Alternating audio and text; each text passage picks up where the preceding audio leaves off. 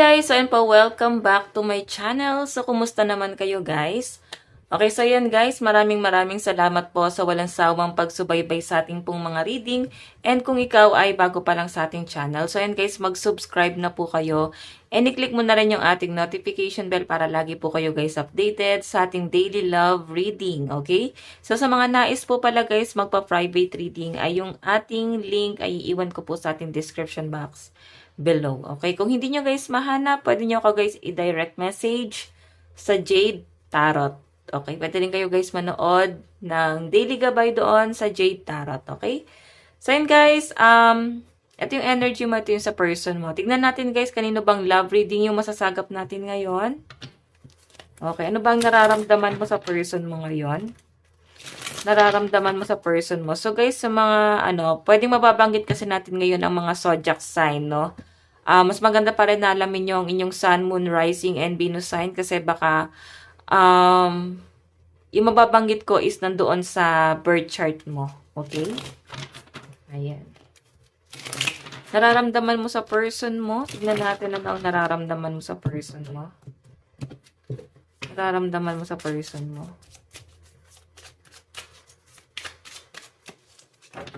Okay.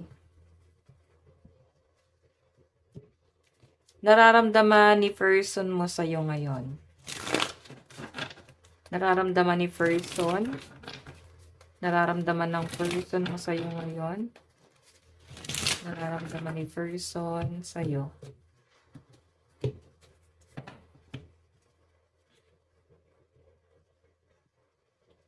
Okay, so guys, tignan natin ano ba ang nararamdaman ni person mo sa'yo ngayon. Meron tayong Ten of Pentacles. Loyal. Nakikita ka niya bilang isang responsible. Siguro breadwinner ka sa family. Ikaw yung pumapasan sa responsibility sa kapatid mo. Kung may pamilya yung kapatid mo, pwedeng nakaasa sa iyo yung kapatid mo. Or kung sino man itong isa sa miyembro ng family na may pamilya na guys, pero umaasa pa sa inyo. Okay? Nakikita ka ng person mo na parang naawa siya sa inyo kasi napaka-loyal mo sa responsibility mo, napaka-loyal mo sa family mo, na parang ayun, napuputi na yung buhok mo dyan kahit na parang tumanda ka na, parang hindi mo pa rin guys nakakalimutan yung responsibility mo sa family mo. Naawa siya dito kasi nakakalimutan mo yung para sa sarili mo at inilalaan mo yan guys sa ibang tao, like family, or pwedeng friends or katrabaho. Ganun ka guys, kabuti, no? Pwedeng may ano dito, guys. May year of the dog dito. Okay, may mga pinanganak na year of the dog. So, willing to help din kayo, guys, sa ibang tao. Ganon ka tignan ng person mo or ganon ang nararamdaman sa inyo. So, tignan natin, guys, paano kanya tignan ngayon. Meron tayong 8 of Cups. Diba? Handa mo daw siyang talikuran para sa responsibility mo. So, siguro, guys, pinapili ka ng person mo. Ako or sila.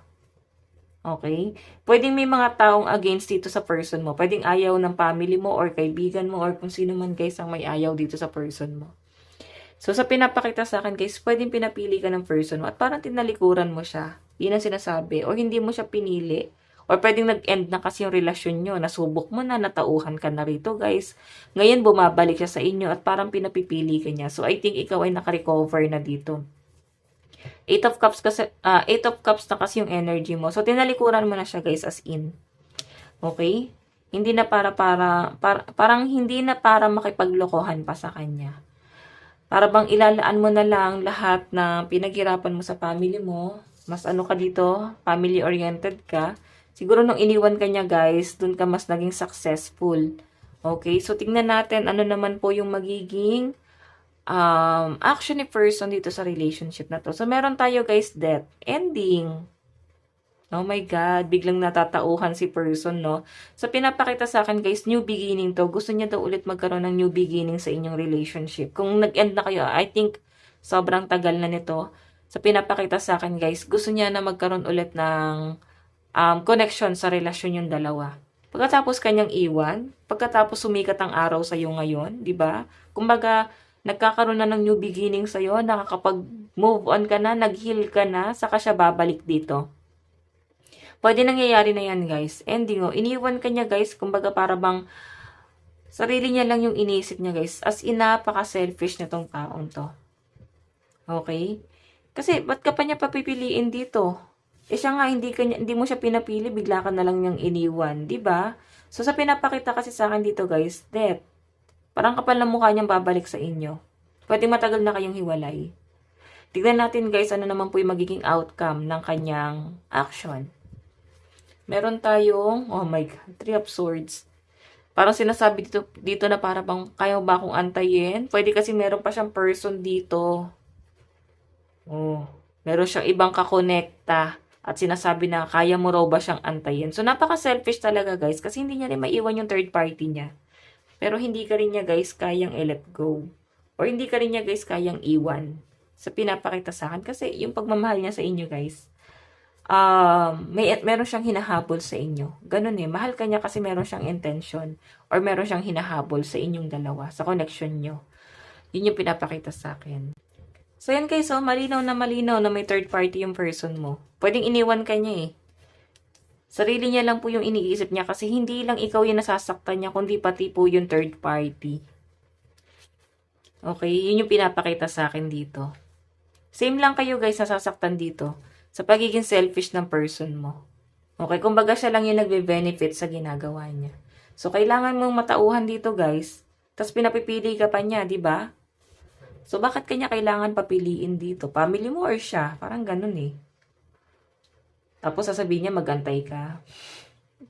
Diba? Kaya ba akong antayin? Parang ganun. Kaya mo ba akong antayin? Dahil hindi na sila okay ng third party? Or para bang, paano pag naging okay sila nito guys? Diba? Paano pag naging okay sila nun? Then, naiwan ka mag-isa doon, luhaan. So, maging matalino ka guys, pinapaikot ka ng person mo. Bottom of the deck, meron tayong the tower. Diba, ending na to, pwedeng ex mo na yan, no? Okay? Ayan, no? Pwedeng ex mo na to, guys. As in, hindi din, guys, naging maganda, no? Pwede kasi, guys, na yung person mo, na naghiwalay kayo, inisip-isip ka rin niya, guys. Hindi ka rin pala niya kayang iwan, eh. Kasi inisip-isip ka niya rito, oh. Mahirap din daw para sa kanya nakalimutan ka. Pero bakit niya to ginagawa, 'di ba? So I think vision niya to. Okay? Pwede wala na sila ng third party. Kaya siya bumabalik sa iyo, pwedeng ganon. Pero paano pag bumalik yan? Kasi nandito pa rin kayo, guys, oh. Pwede pa rin ulitin ng person mo kasi 3 kayo diyan, no. Pwedeng ulitin ng person mo yung mga pangit na ginagawa niya sa iyo. So guys, sa side mo, malakas po ang energy ng Earth sign, Capricorn, Taurus, Virgo, Cancer, Pisces, Scorpio, Aquarius, Gemini, Libra. Okay? So, tingnan natin guys sa side mo ano ang nararamdaman mo sa person mo. Meron tayong 8 of Wands. Hinahabol-habol ka niya eh. Nakikipag-communicate pa rin, tuloy-tuloy pa rin yung communication, pakikipag-usap, or pwedeng may reconciliation na mangyayari. Or mararamdaman mo yan guys. Nararamdaman mo dito. Anong tingin mo sa kanya? Humahabol kasi siya eh. Tapos umaasa ka doon, nag-a-assume ka sa ginagawa niya, simpleng action niya guys, na matatamis na salitang sinasabi sa inyo, nakikipag-communicate sa inyo, tapos may simpleng effort. O, di ba nadadala ka? O, nasabi ko sa inyo. Tingnan mo naman. 8 of Wands. Kasi, siguro pinangangaralan ka na, ayan na naman tayo. Pinangangaralan ka siguro ng mga friend mo. Tapos mangangatwiran ka, sabihin mo sa mga kaibigan mo, nag-e-effort naman eh, nakikita ko naman pagbabago niya, sinusuportahan niya naman ako. O kung ako sa kaibigan mo, sabihin ko sa'yo, bahala ka na sa buhay mo. Diba? Tingnan mo na lang yung sitwasyon mo dito, paulit-ulit na lang po yung nangyayari. Pwede yung sitwasyon nyo kasi guys ng person mo is, ano siya eh, parang, tawag dito, para bang on and off siya guys. Magkakabalikan, magkakasiraan, magpaparinigan sa social media, tapos magkakaayos. 'Di ba? So, nawala na lahat. So, mas maganda niyan, guys, wag mo na kayo magsiraan. Okay, ganon. Pero ikaw kasi sa pinapakita kasi sa akin, ikaw yung pinaka-ano dito, pinaka-mabait sa connection yung dalawa ng person mo. Kasi, nag-a-assume ka pa rin dito eh. Okay? Or what I mean, kahit hindi ka na nag-a-assume, nakikipag-communicate siya. Alam mo naman yung ginagawa mo sa pinapakita sa akin kasi tinatalikuran mo na siya eh. Alam mo naman yung ginagawa mo na parang kahit tinatalikuran mo siya, kinakausap mo siya kasi siguro may anak kayo. Okay? Hindi mo siya kayang putulin ng tuluyan kasi may anak kayo eh. May responsibility pa rin siya sa inyo. Kasi nandito rin naman yung family. Okay? So, tingnan natin guys yung bottom of the deck tuloy. Yung, ano yung tingin mo sa person mo? Meron tayong Queen of Wands. Change direction. So, siguro inaantay mo na parang, tinitignan mo siguro, inoobserbahan mo, nagbabago na ba si person? Okay? Tinitignan mo siya, ano na ba yung pagbabago nangyayari sa kanya ngayon? Yun yung pinapakita sa akin dito, Queen of Wands. So, inoobserbahan mo si person kung ano na ba ang pagbabago sa kanya ngayon. Okay, kasi yung ikaw kasi, Queen of Wands ka na. Pwedeng may pagmamahal ka, pero pwede na rin mawala yon. Okay? Pwede nagiging mabuti ka na lang sa kanya, pero yung intention mo sa kanya, guys, hindi na siya, guys, ganun ka-pure. Kasi pwedeng mawala yung nararamdaman mo na yan sa kanya. Okay, kasi nga flower ka na eh. Ayun na, flower. So, yung flower, guys, change direction, no? Lalo sunflower yung hawak mo dito. So, ano ba yung sunflower? Lulugar ka or sasamahan mo yung mga taong meron kang mabe-benefits. Kasi ang sunflower, guys, kung nasan may araw, dun sila. Loyal sila eh. Okay? Kung saan may araw, doon sila, guys, nakatapat. Pero pag walang araw, mapapansin nyo ang mga sunflower, nakaharap po sila sa kapwa nila sunflower kasi nagsishare po sila, guys, ng energy. Okay, nagpapalitan sila ng energy. Ganyan po ang mga sunflower. Okay, kaya nga sila sunflower, di ba? So, ay, parang wala na-gets na. Oh, yes, kaya sila sunflower. Kasi ganun sila, guys. Loyal sila at nagbibigay sila, guys, ng energy sa ibang tao. So, siguro, guys, pinapangaralan mo rin yung person mo at dumadating ka na sa point na pwedeng mapagod ka. Kasi nga, flower ka eh. Okay, pwedeng magbago yung pagtingin mo dyan sa taong yan. Or, season lang yan, guys. 'Di ba? Pag tag-ulan na, so, ang sunflower, guys, masisira. Parang ganon. So, pwedeng masira na yung tiwala mo sa taong yan. Okay? Lubos-lubusin niya na habang nakukuha niya pa yung, ano mo eh, yung loob mo. So, pag nawala yan, guys, talaga literal nawala na. So, tignan natin, guys, ano naman po yung magiging action mo. Meron tayong, di ba yan, no, sinasabi ko sa inyo, guys, si Eight of Swords. Siguro, guys, kailangan mo ng matauhan dito. Kahit kausapin mo muna siyang kausapin, guys. Hindi niya naman papaguhin yan eh. Okay? Hindi niya papaguhin yung mga maling ginagawa niya na talagang siya, hanggang tumanda siya, talagang may third party. Hindi na siya magbabago, guys. Okay? Pero titignan natin mamaya, okay, sa overall energy. Pero kasi nakita ko sa inyo, guys, stuck eh. Kung na naman yung naiwang mag-isa rito, guys. Naka-recover ka na eh. So, hinahayaan mo na naman na sirain ka nitong person na to. Okay? May bago ka ng libangan, may bago ka ng ginagawa, or may bago ka ng mga kaibigan. So, nakakatulong na sila para makarecover ka. So, di ba? Siya na yung nakapanakit sa inyo eh. Nabando na ka niyan. Pinili niya iba. Ito yung action mo. Na-stuck ka. Hindi ka na makaalis. Hindi ka makagawa ng action. Tignan natin, guys, yung overall energy ng action mo. Wheel of Fortune. So, guys, maganda naman to, no? Kasi yung pagka-stuck mo, guys, doon ka matatauhan. Yan ang sinasabi sa inyo ni universe na para bang kailangan mong maranasan or kailangan mangyari kasi hindi ka rin naman matatauhan. Medyo may pagkamatigas ang ulo mo. Paninindigan mo kung ano yung alam mo or kung ano yung mas makakabuti sa pakiramdam mo. Wheel of Fortune, nakakita ko, magbabago rin yung isip mo rito. Matatauhan ka rito, guys, parang bilog ang mundo. Babalik po sa kanya lahat ng mga ginawa niya. Okay, so sa side mo, guys, malakas po ang fire sign. So, maaaring ito nasa 80% fire sign, Aries, Leo, Sagittarius. 3% air sign, Aquarius, Gemini, Libra. Okay, ayan, may Leo tayo dito and Taurus. Diba? Madami nag-a-admire sa inyo, marami nagkakagusto sa inyo, pero nire-reject nyo. Okay, or maaring yung iba sa inyo, guys, marami nagkakagusto, pero siguro nakikitaan mo itong mga maliligaw mo na para bang hindi pa sila ganun kaseryoso dito sa inyong connection. Parang ganyan. So, siguro, tuloy-tuloy mo lang, guys, mag-explore ka lang, mahanap mo na yung para sa'yo. And meron tayo, guys, death and rebirth. Nagkaroon ka din, guys, ng problema pagdating sa pera mo. Kasi nga, Maaring hindi ka nakapag-focus sa trabaho mo, nilaan mo na yung buong oras mo sa person mo, or na-stuck ka na kasi sa sobrang pagmamahal mo sa taong to. Nilagay ka sa third party. Ayan no, paulit-ulit na pagmamanipula ang ginagawa sa inyo. Pero guys, nakita ko Ace of Pentacles, hindi makapasok ang swerte mo. Kasi nga, nababalot ka pa ng negative energy. So, once na i-release mo to guys, ibabagsak sa inyo ni universe. Isang bagsakan itong Ace of Pentacles. Okay? So, yun, may earth sign din tayo, Capricorn, Taurus, Virgo. So, tingnan pa natin, guys, saan napatungo to. Okay.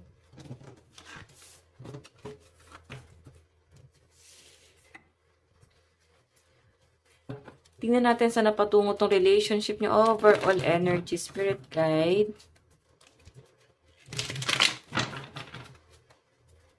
Overall energy, spirit guide.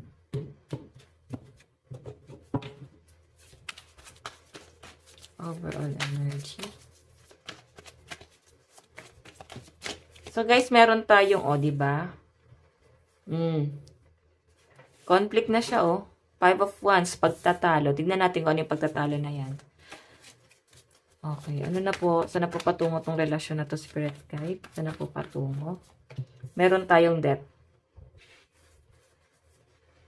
Actually, ayaw mo na ng stress. Parang wala ka nang pakialam sa taong to, guys, Ito yung overall energy mo. Parang bahala kang magngangawa dyan. Magngangalngal dyan. Bahala kang ipaglaban yung sarili mo sa akin. Wala ka nang pakialam, guys. Kasi death na Parang tapos na, nanawa na ako. Okay, so tignan natin. Meron tayong The Empress. Ayan, Ibig sabihin, guys, mas nagiging maganda or mas nagiging maayos ang buhay mo nung nawala siya. Okay, so ayan, guys, namatay na ang ating flashlight. Flashlight. Nalobat yung ilaw. Tignan pa natin. Di ba marami kang na-realize? Si person mo, guys, nakikipagtalo pa siya rito. Ina-explain niya pa yung sarili niya. Pinapaliwanag niya pa na ito yung kasi nangyari. Ito yung naging sitwasyon. Kasi gusto niya, guys, bumalik dito. Alam mo yon, yung ayaw ka naman niyang mawala, pero lagi niyang ginagawa na magkaroon ng panloloko, betrayal. Hindi niya naman, guys, kayang ayusin yung sarili niya. So, yung negative na meron siya, guys, hinihila ka niya Nahihila ka pababa. So, itong person na to, guys, napaka-toxic nito. As in, baka nga yan, guys, ay pinagtatabuyan na ng family niya or ng mga tao, pwedeng mga kaibigan niya. Parang nawawala na rin, guys, ng gana sa kanya. Okay, tignan natin. Tansyahin mo pa rin ang sitwasyon, guys. Okay? Tansyahin mo pa rin kasi meron ng success na paparating sa inyo, guys. At unti-unti ka na, guys, nakakapag-adjust dito. Nakita ko na nakakatulong din sa inyo, guys, ang family mo. Ayan, Kumbaga, nandun sa point na para bang walang-wala ka na, hirap na hirap ka na kung paano mag-move forward. Nandito yung family mo at handang makatulong sa inyo. Okay? Nandyan sila. Handang supportahan ka, guys. And sa pinapakita sa akin, guys, medyo immature din yung energy mo siguro. Kailangan mo na mag-matured kasi sa the full yung energy mo Okay? Kaya nga, guys, ganito kadaling paikutin ng person mo kasi may pagka-immatured po kayo, guys. Pero immature ka naman, guys, pagdating sa relationship or pwede niya lang tingin sa inyo ng mga tao kasi nga makulit ka lang talaga. Pero kasi, guys, nakita ko, responsible ka Ayan, hindi ka guys, para bang hindi ka tinatamad magtrabaho kasi laging nandun yung sense of responsibility mo. Okay? Hindi ka rin mahilig mag-party-party. Pwedeng, kung naaya naman, pwede. Okay? Pero mas focus ka, guys, sa responsibility mo. Tignan natin, guys, mensahe ni person. So, malakas ang energy ng fire sign, Aries, Leo, Sagittarius, Aquarius, Gemini, Libra, Capricorn, Taurus, and Virgo. Ayan, Cancer, Pisces, Scorpio. Parang lahat naman. Okay, so tingnan natin mensahe ni person. You speak to me through music. So, may mga magaganda boses dito, guys. Or, hindi man, guys, literal na magandang kumanta. Maaring yung boses nyo, guys, para bang nakakahalina. Okay? Parang babaeng-babae, lalaking-lalaki, ganyan. So, ako kasi, guys, parang feeling ko kasi yung boses ko, medyo may pagka-boses lalaki. Ewan ko lang. Pero sabi nila malambing naman, pero okay lang. Pero may mga ganon, guys, diba? Siguro ikaw malambing ka magsalita. Malumanay. Okay. Meron tayong, I wonder if you are happy without me. Diba? Medyo narcissistic. Parang sinasabi, masaya ka ba na wala ako? Guys, huwag nyo nang balikan to, guys. Sobrang ano to, controlling. Hindi mo yan mararamdaman kasi mabait ang pinapakita sa inyo. Puro paawa. Tingnan natin. Nararamdaman sa inyo ng person mo. What I mean, ano yung mensahe niya sa inyo? Meron tayong, I want to tell you how I feel. Diba? Sabi ko sa inyo, gustong mag-explain. Gustong ipaliwanag sa inyo kung bakit nangyari yon, bakit kanya iniwan, bakit nagkaroon ng third party. Kasi guys, i-gaslight ka niyan. Mag-explain pa yan guys, oh. Tingnan natin. The timing just wasn't right for us. So, isip bata kasi si person eh. Kaya sasabi niya pang ganyan. Wrong timing daw siya, ganyan. Or hindi pa sa parang maling panahon kayo. Yun ang sinasabi niya rito. So, ang dami niya guys paliwanag. Pero alam niyo guys, kahit paano, naging grateful siya na dumating ka sa buhay niya. Okay, you know, I am grateful for the spiritual lesson. Marami kang naituro sa person na to. So guys, ito lang po ang inyong love reading. Hanggang sa muli, God bless and love you all. Thank you po.